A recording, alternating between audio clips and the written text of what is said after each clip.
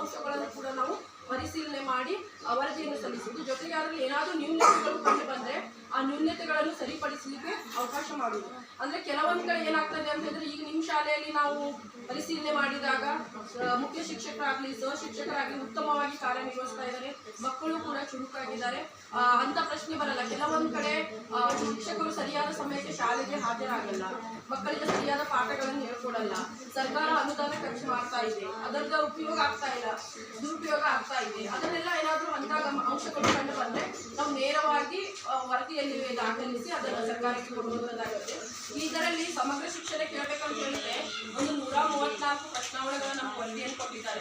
ಅದರಲ್ಲಿ ಏನೇನಿದೆ ಅಂತ ಹೇಳಿದ್ರೆ, ಶಿಕ್ಷಕರು ಸರಿಯಾಗಿ ಶಾಲೆಗೆ ಬರ್ತಾ ಇಲ್ಲ, ಮಕ್ಕಳ ಕಲಿಕಾ ಗುಣಮಟ್ಟ ಹೇಗಿದೆ ಅಂದ್ರೆ ಮಕ್ಕಳು ಬರೋದು ಹೋಗೋದಷ್ಟೇ ಅಲ್ಲ, ಅವ್ರು ಸರಿಯಾಗಿ ಓದ್ತಾ ಇದ್ದಾರೆ ಇಲ್ಲ ಅದನ್ನು ಕೂಡ ನೋಡುವಂತಿದೆ. ಒಂದು ಶಾಲೆ ಅಂತ ಹೇಳಿದ್ರೆ ಅಲ್ಲಿ ಮೂಲಭೂತ ಸೌಕರ್ಯಗಳು, ಮಕ್ಕಳಿಗೆ ಕುಡಿಯುವ ನೀರಾಗಲಿ, ಶೌಚಾಲಯ ವ್ಯವಸ್ಥೆ ಆಗಲಿ, ಸುಸಜ್ಜಿತವಾದ ಕಟ್ಟಡ, ಮಕ್ಕಳಿಗೆ ಸ್ಥಳ ಅವಕಾಶ, ಮಕ್ಕಳ ಹಕ್ಕುಗಳ ಬಗ್ಗೆ ರಕ್ಷಣೆ ಆಗ್ತಾ ಇದೆ ಇಲ್ಲ, ಪ್ರತಿಯೊಂದನ್ನು ಕೂಡ ಕೇಳಿದ್ದಾರೆ.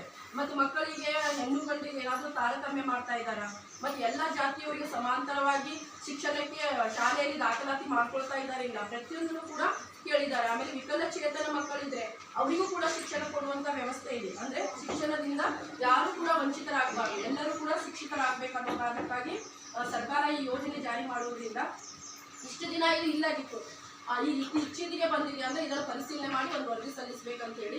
ಆ ಕಾರಣಕ್ಕಾಗಿ ನಿಮ್ದೇನಾದ್ರೂ ಶಾಲೆಯಲ್ಲಿ ಸಮಸ್ಯೆಗಳಿದ್ರೆ ಅದನ್ನು ಮುಕ್ತವಾಗಿ ನೀವು ಚರ್ಚೆ ಮಾಡ್ಕೊಳ್ಬಹುದು.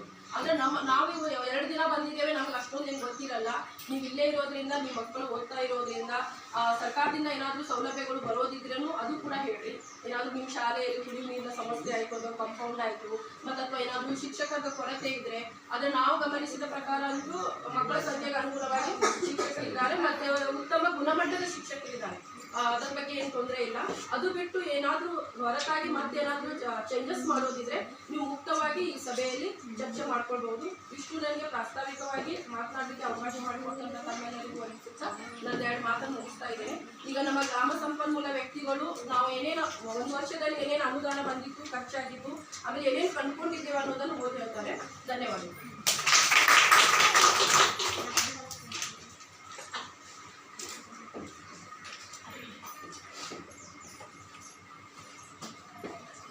ಎಲ್ಲರಿಗೂ ನಮಸ್ಕಾರ. 2023-24 ಸಾಲಿನ ಸಾಮಾಜಿಕ ಪರಿಶೋಧನೆಯ ಸಮಗ್ರ ಶಿಕ್ಷಣ ಮತ್ತು ಪ್ರಧಾನ ಮಂತ್ರಿ ಪೋಷಣಾ ಶಕ್ತಿ ವರದಿ ಮಂಡನೆ.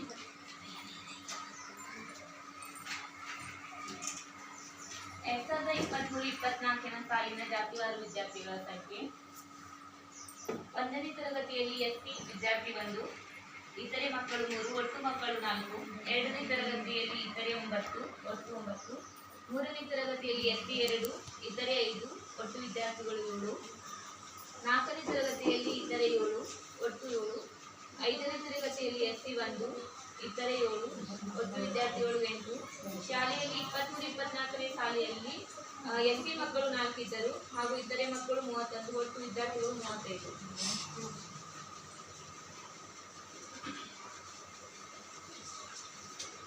ಭೇಟಿಯ ದಿನದಂದು ದಾಖಲಾತಿಯಲ್ಲಿರುವ ಮತ್ತು ಹಾಜರಿರುವ ಮಕ್ಕಳ ಸಂಖ್ಯೆ: 1ನೇ ತರಗತಿಯಲ್ಲಿ ದಾಖಲಾತಿ 3, 2ನೇ ತರಗತಿಯಲ್ಲಿ 3, 3ನೇ ತರಗತಿಯಲ್ಲಿ 5, 4ನೇ ತರಗತಿಯಲ್ಲಿ 9, 5ನೇ ತರಗತಿಯಲ್ಲಿ 7, ಒಟ್ಟು ವಿದ್ಯಾರ್ಥಿಗಳು 27 ದಾಖಲಾತಿ. ಹಾಜರಾತಿ ಭೇಟಿಯ ದಿನದಂದು ಹುಡುಗಿಯರು 3, ಹುಡುಗರು 3, 3ನೇ ತರಗತಿಯಲ್ಲಿ ಹುಡುಗರು 3, ಹುಡುಗಿಯರು 1, ಒಟ್ಟು 4. 4ನೇ ತರಗತಿಯಲ್ಲಿ ಹುಡುಗರು 4, ಹುಡುಗಿಯರು 3, ವಿಶೇಷ ಚೇತನ ಮಗು 1, ಒಟ್ಟು 8. 5ನೇ ತರಗತಿಯಲ್ಲಿ ಹುಡುಗರು 3, ಹುಡುಗಿಯರು 3, ಒಟ್ಟು ವಿದ್ಯಾರ್ಥಿಗಳು 6. ಹುಡುಗರು 13, ಹುಡುಗಿಯರು 12, ವಿಶೇಷ ಚೇತನ ಮಗು 1, ಒಟ್ಟು ವಿದ್ಯಾರ್ಥಿಗಳು 24 ಜನ ಹಾಜರಾಗಿದ್ದರು, 3 ವಿದ್ಯಾರ್ಥಿಗಳು ಗೈರ್ಹಾಜರಾಗಿದ್ದರು. ಶಾಲೆಗೆ ಅನುದಾನ ಬಿಡುಗಡೆಯಾದ ವಿವರ ಮತ್ತು ಬಳಕೆಯಾದ ವಿವರ. ಪ್ರಾರಂಭಿಕ ಶುಲ್ಕ 19,799. ಶಾಲಾ ಅನುದಾನ 31,250. ನೀರು ಮತ್ತು ಸ್ವಚ್ಛತೆ 10,467. ಶೂ ಮತ್ತು ಸಾಕ್ಸು 18/8/2023ಕ್ಕೆ 9,275. ಶಿಕ್ಷಕರ ಸಾವಿರವಾರ ಹಣ ಜಮಾ 12/3/24ಕ್ಕೆ 300 ರೂಪಾಯಿ.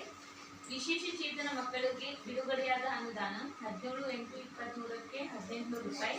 23/24ಕ್ಕೆ 2000 ರೂಪಾಯಿ. ಒಟ್ಟು 3800 ರೂಪಾಯಿ.